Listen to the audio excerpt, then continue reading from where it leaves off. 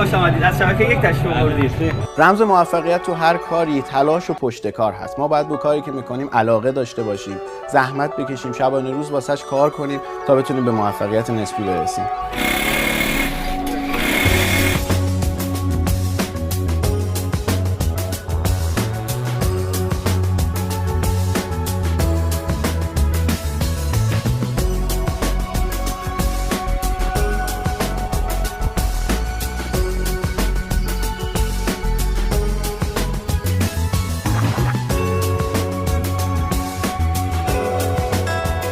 بخش مستند کوتاه از کجا شروع کنم با موضوع چرم ملل و با حضور محمد حسن‌زاده، کارآفرین جوان و تولید کننده انواع کیف‌های لپتاپ اداری و ورزشی، سفارش از همایش‌ها، سمینارها و مراکز دانشگاهی و مدارس.